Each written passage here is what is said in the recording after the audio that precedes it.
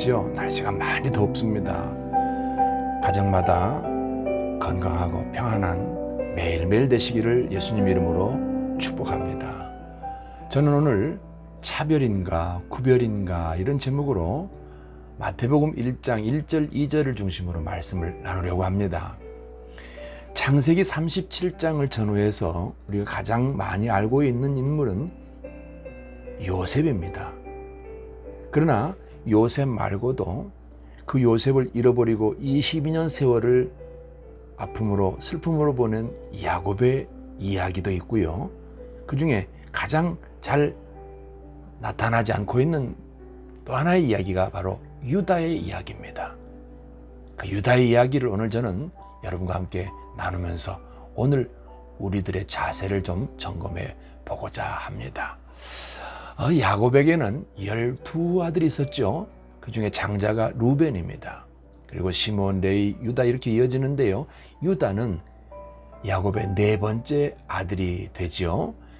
자, 그런데 마태복음 1장 1절 2절에서 예수님의 계보가 소개됩니다. 아브라함과 다윗의 자손 예수 그리스도의 세계라. 아브라함이 이삭을 낳고 이삭은 야곱을 낳고 야곱은 유다와 그의 형제를 낳고 이렇게 되어 있죠. 여기 눈여겨보십시오. 눈에 들어오는 이름 하나가 있죠.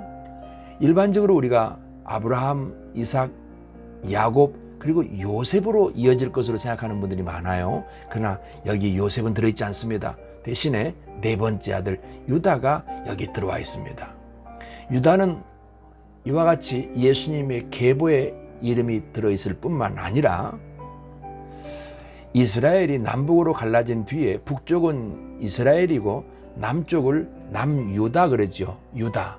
바로 이 유다가 그 지파의 이름이 됐습니다.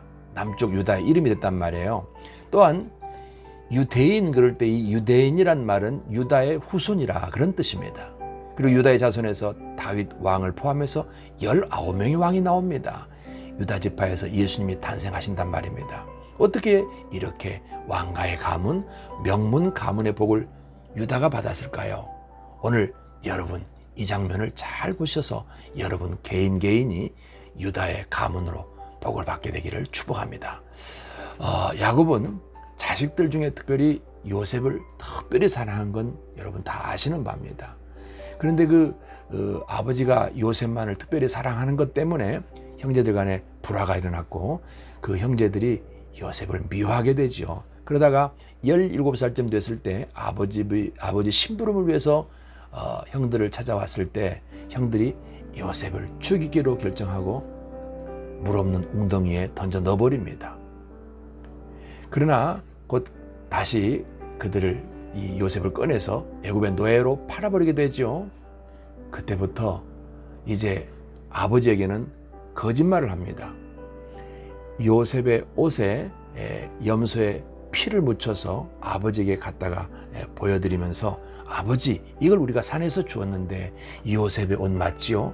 아마 요셉이 짐승들에게 이렇게 죽임을 당한 것 같습니다. 이렇게 얘기를 합니다. 그때 이 야곱이 통곡을 합니다. 내가 너를 죽였구나. 내 아들 요셉아, 내가 너를 형들한테 심부름을 보내지 않았다면 이렇게 되지 않았을 것을. 그러면서 통곡하고 슬퍼하면서 자식을 잃은 그 마음을 22년을 품고서 아파하며 지내고 있었습니다. 자, 그 즈음에 전 세계적인 흉년이 듭니다. 그래서 사람들이 굶어 죽는 그런 위기가 왔어요. 근데 그때 다른 나라에는 다 곡물이 없어서 흉년이 들었는데 애굽에는 곡물이 있다 이런 소문이 난 겁니다. 자, 이런 소문으로 인해서 애굽으로 곡물을 살려고 전국적으로 전 세계적으로 몰려들고 있었던 그때입니다. 이 소식을 들은 야곱도 그의 아들들을 불러 모아서 서로 얼굴만 쳐다보고 굶어 죽을 판이냐, 어서 저 애굽에 내려가서 곡물을 좀 사와야 되지 않겠느냐 해서 10아들을 이제 애굽으로 곡물을 사러 보내게 됩니다. 자, 그런데 이 자리에서 기가 막힌 일이 벌어집니다. 그 형들에 의해서 팔려간 요셉이 바로 그 애굽의 최고의 권력자 국무총리가 되어 있었던 것입니다. 그리고 이 곡물을 판매하고 곡물을 관리하는 책임자가 되어 있었어요. 자, 그 일을 업무를 보던 중에 저 멀리 보니까 낯선 얼굴이 아닌 알만한 얼굴들이 있는 거예요. 가만히 보니 자기 형들인 것입니다. 22년 전에 자기를 학대하고 죽이려 했던 그 형들 말입니다. 그러나 형들은 이 요셉을 알아보지를 못합니다. 옛날에 요셉이 아니잖아요. 이제 지체가 높아졌습니다. 그리고 의복이 달라졌겠죠. 그러니 형들이 알아볼 수 없었을 것입니다만, 더더군다나 이 물건을 사러 곡물을 사러 온 사람이 지체 높은 요셉을 감히 고개를 들고 빤히 쳐다볼 수도 없었단 말입니다. 그래서 요셉은 이 형들을 알아봤으나 형들은 반대로 요셉을 모르고 있는 상황입니다. 이 사람들이 자기 형들이란 걸 안 요셉이 이 형들을 시험하기 위해서 꾀를 냅니다. 그리고 갑자기 이 사람들을 체포하라 그럽니다. 그래서 이제 요셉의 명령으로 이 사람들을 체포해서 국문을 합니다. 너희들은 가만 보니 곡물을 사러 온 사람들이 아니라 이 나라를 정탐하러 온 간첩이구나, 이렇게 몰아갑니다. 그러자 우리는 간첩이 아닙니다. 우리는 저 가나안 사람인데 한 아버지 형제들입니다. 여기 있는 형제 외에도 11번째 아들은 잃어버렸고 또 막내는 아버지랑 함께 있습니다. 이렇게 얘기를 하게 돼요. 그러니 요셉이 이때 이들한테 말합니다. 너희들이 간첩이 아니라는 사실을 증명할 길이 있다. 자, 이번에는 곡물을 채워서 줄 테니까 가지고 가서 다음번에 올 때는 너희들이 말한 그 막내 동생을 꼭 데리고 와서 내한테 보이면 너희들의 혐의도 벗고 앞으로도 곡물을 팔 것이고, 그리고 너희들을 다시 내가 보게 될 것이나, 그러나 너희들이 막내를 데려오지 아니하면 거짓말인 걸로 알고 다시는 내 얼굴을 볼 수 없을 것이다. 이렇게 해서 호통을 칩니다. 그러고서 곡물을 이제 자루자루마다 채워서 돌려보냅니다. 그때 그 형제 중에 둘째 시몬을 거기에 볼모로 잡아놓고 감옥에 집어넣습니다. 너희들이 동생을 데리고 오면 형을 감옥에서 꺼내주고 이 시몬을 꺼내주고 돌려주겠다. 그러면서 이제 인질로 잡아두고 이제 나머지 형제들을 보내는 것이죠. 자, 이제 고향으로 돌아온 이 형제들이 9형제가 아버지 앞에 사실대로 말합니다. 이런 일이 있었습니다. 이런 일이 있어가지고 우리가 시몬을 거기에 포로로 잡혀두고 우리만 돌아왔습니다. 그리고 이 쌀을 떨어지고 다음에 또 사러 갈 때는 반드시 동생을 데려오라고 명령받았습니다. 동생을 데리고 가게 해주십시오. 이러니까 아버지가 허락하겠습니까? 야, 이놈들아, 내가 왜 동생을, 마지막 남은 이 아이를 너희들한테 주겠느냐.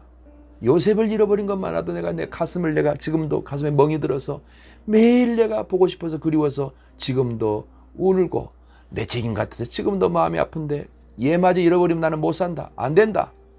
그때 유다가 나섭니다. 이게 창세기 43장 6절 이하에 있습니다. 아버지, 제가 제 몸을 담보하겠습니다. 제가 만약에 이 베냐민을 데리고 갔다가 다시 데리고 오지 못한다면 저와 저의 가족들이 책임을 지겠습니다. 이렇게 얘기를 하고 담보로 자신을 아버지께 드리겠다는 것입니다.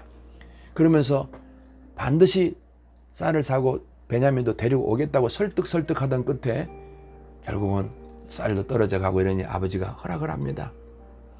자, 그래서 다시 베냐민을 데리고 이제 약속대로 그 요셉 앞에 섰습니다. 요셉이 베냐민을 멀리서 보았어요. 너무나 기가 막힌 일 아닙니까? 그동안 얼마나 보고 싶었겠습니까? 얼마나 보고 싶었던 자기 동생을 저 멀리서 봅니다. 그러나 표시내지 않습니다. 알았다. 그러고서 감옥에 갇혔던 시몬을 감옥에서 풀어주고 이제 쌀을 자루자랑마다 다 곡물을 채워서 돌려보내는데, 이때 요셉이 자기 부하들한테 이렇게 명령을 합니다. 너희들은 저 사람들 자루에다가 곡식을 다 채워주고 돈도 다 넣어주어라. 그런데 저기 저 청년, 저 베냐민, 저 막내 동생 자루에다가는 내 은잔도 함께 넣어놔라. 자, 그렇게 해서 이들이 떠나갑니다. 새벽에 일찍 출발해서 이제 이 사람들이 가나안으로 돌아가는데 곧바로 요셉이 자기 부하들을 불러서 이런 명령을 내립니다. 저 사람들 추적해라. 추적해서 붙들어라. 붙들고 내 주인의 은잔이 없어졌다. 너희들이 가져간 것이 확실하다. 하고 이렇게 얘기를 해서 그 사람들을 검문을 해라. 이렇게 얘기를 합니다. 그리고 그 은잔이 나온 사람은 더 이제 다시 고향으로 돌아가지 못하고 여기 남아서 종이 돼야 된다라고 얘기를 하고 지금 쫓아가라 하고 부하들을 보냅니다. 부하들이 열심히 쫓아가서 그 형들을 불러 세웁니다. 깜짝 놀란 그 형들이 왜 그러냐고. 우리 주인의 은잔이 없어졌다. 너희들이 가져간 게 틀림없다. 그러니 그 형제들이 깜짝 놀래고 펄쩍 뛰지요. 우리는 그런 사람들이 아닙니다. 도둑질이라니요. 무슨 말씀입니까? 그런 적이 없습니다. 아니, 찾아보면 된다. 그래서 다 수색하겠다 해서 그 곡식자들을 다 뒤졌는 가운데 계략대로 요셉의 명령대로 이제 막내 베냐민의 그 곡물 자루에서 은잔이 나오지 않겠습니까? 여기 있구나. 이 은잔 여기 있지 않느냐? 이 곡물이 누구 것이냐? 해서 베냐민을 지목해서 베냐민은 이제 못 보낸다는 겁니다. 이 종으로 있어야 된다는 겁니다. 그러니 형들이 다시 돌아서 이제 요셉을 만나러 요셉의 관저에 돌아갑니다. 그리고 요셉 앞에 무릎을 꿇고 엎드려 부복하고 이제 사정합니다. 그때 유다가 나섭니다. 이게 창세기 44장 16절 이하에 있는 내용입니다. 읽어보면 참 기가 막힙니다. 이때 유다가 나서서 이렇게 얘기를 합니다. 우리 아버지가 막내 동생을 데리고 오지 아니하면 우리 아버지는 더 이상 생존하실 수가 없습니다. 제가 반드시 또 데리고 오겠다고 약속을 했습니다. 우리 아버지는 이 아이의 형을 요셉을 잃어버리고 22년간 가슴앓이를 하면서 슬퍼하고 지금도 우십니다. 그런데 이 아이마저 잊어버리면 저희들을 보는 앞에서 아버지는 세상을 떠났을 것입니다. 어떻게 자식이 아버지가 돌아가시게 아버지를 돌아가시게 할 수가 있겠습니까? 그러니 나를 포로로 삼으시고 이 아이를 돌려보내 주십시오. 사정을 합니다. 이때 요셉이 그동안에 감췄던 그 서러움을 견뎌내지 못하고 그 종들을 다 떠나간 다음에 크게 울면서 자기 정체를 밝힙니다. 이렇게 되는 것입니다. 자, 이 장면에서 우리가 요셉을 통해서 이제 새로운 역사가 펼쳐지는 장면으로 이제 돌입을 하게 됩니다. 이때 유다를 한번 생각해 보겠습니다. 사람은 본능적으로 말이에요. 위험에 처하면 자기 살 궁리부터 합니다. 그렇지 않은가요? 그러나 유다는 이런 위험상에서 자기 몸을 던집니다. 유다의 이런 행동을 조금 더 살펴보십시다. 유다가 했던 이 자세는 바로 공동체를 지키려는 책임감을 드러낸 것입니다. 바로 이 책임감인 것입니다. 유다 가족은 오늘날 교회의 모형입니다. 교회 공동체의 모형이란 말이에요. 오늘날의 교회는 하나님 자녀들의 모임, 즉 공동체입니다. 교회 시대 이후에 교회를 세우고 지키기 위해서 위험 상황에서 자기를 버린 순교자들의 피 위에 교회는 세워져 왔습니다. 이것이 교회사인 것입니다. 하나님은 이런 유다를 자세히 보고 계셨습니다. 이런 유다의 행동을 다 보고 계셨어요. 그리고 하나님은 이 사람을 기억하시고 구별해서 복을 주셔서 이 유다가 야곱의 12아들 중 넷째인 유다가 이스라엘 지파의 실질적인 장자권을 행사하게 되었고 유다가 예수님의 계보에 들어갈 수가 있게 된 것입니다. 여러분, 이것을 오늘 우리 신앙생활에 적용을 잘 해보셔야 됩니다. 우리가 하나님 앞에 어떤 자세로 교회를 세워나가고 교회를 섬기는지를 비교해 보시기 바랍니다.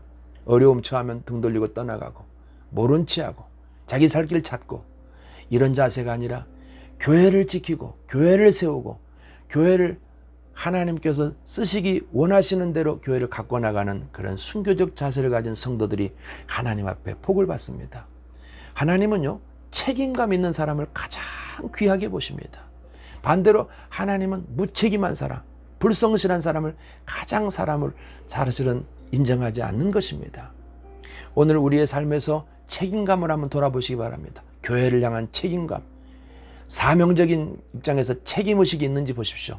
전도를 위한 책임, 그 일을 위해서 기도하는 책임, 영혼을 돌보고 양육하는 책임, 이 책임들을 오늘 우리 삶에서 드러내야 되는 것입니다. 이런 사람들이 소수지만 있어요. 다 등 돌리고 모른 체하고 그리고 외면하고 희생하지 않으려고 할 때, 이때 누군가는 교회를 붙들고 눈물로 기도하며 교회를 지키기 위해서, 교회를 세우기 위해서, 교회가 교회되게 하기 위해서 교회를 위해서 눈물을 흘리는 그런 책임감 있는 성도들을 하나님은 찾습니다. 그리고 그 사람에게 복을 부어주시는 것입니다. 유다가 이것 때문에 받은 복이 놀라운 복이 있습니다. 첫째는 창세기 49장 8절에서 12절까지 있는 내용인데요. 찬송이 되는 복입니다. 그리고 다스리는 권세를 가졌습니다. 그리고 후손의 명문 가문이 되는 복을 받았습니다. 그 다음에 거기에서 가장 큰 복은 바로 예수님이 태어나시는 복을 이 가문에서 나오게 될 것이라는 것입니다. 그리고 유다는 환경적으로 세상적인 복도 크게 받았습니다. 창세기 49장 11절에 12절에 나타나 있는 복은요, 유다는 나귀를 포도나무에 매이며 가장 좋은 가지에 맬 것이라. 그 옷을 포도주에 빨며 그 눈은 포도주로 인하여 붉겠고 그 이는 우유보다 희다, 이렇게 말씀하십니다. 과수원 주인이 소를 사과나무에 맵니까? 아니지 않습니까? 이 말은 그만큼 물질적인 복이 풍족하겠다는 말씀인 것입니다. 포도농사를 얼마나 많이 지었고 풍성하면 옷을 포도주에 빨겠습니까? 우유를 얼마나 생산이 많이 되었으면 이빨이 우유를 많이 마셔서 휘어지겠습니까? 이만큼 풍족한 복을 그 유다가 받는다는 것입니다. 이것은 바로 오늘 우리에게 그대로 적용이 됩니다. 교회를 섬기고 세워나가는 일은 여러분 희생하고 있는 것은 이거 부끄러운 일이 아닙니다. 여러분 이거요 가장 기뻐해야 됩니다. 주님을 위해서 드리는 헌금, 허비, 소비가 아닙니다. 내 시간을 드리는 거 마찬가지로 허비가 아닙니다. 내 재능을 들여서 교회를 세우는 거 전부 다 하나님 보시기에 기억하십니다. 그리고 기억하시고 그 다음에 그 사람들을 구별해서 그 사람들에게 복을 주는 것이 하나님의 복 주시는 과정인 것입니다. 이 방송을 들으시는 우리 성도들과 그리고 국내외 모든 하나님의 지체 여러분, 교회를 세우십시다. 하나님을 기쁘게 하십시다. 이 책임에 든든히 섭시다. 승리하시기 바랍니다. 감사합니다.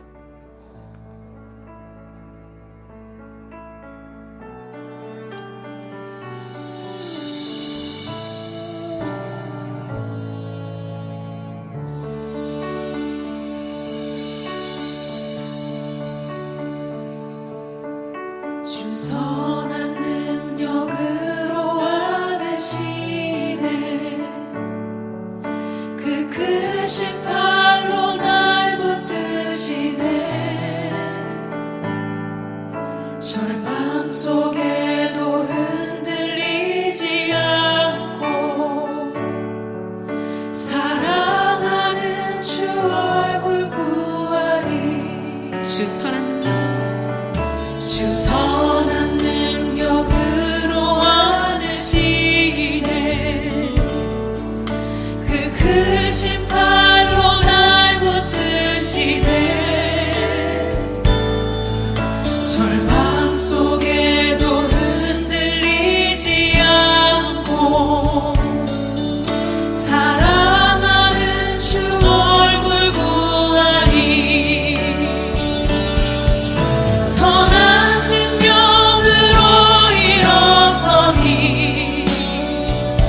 주만을 지으리 믿음으로 우리 고대 안에 주 오실 그날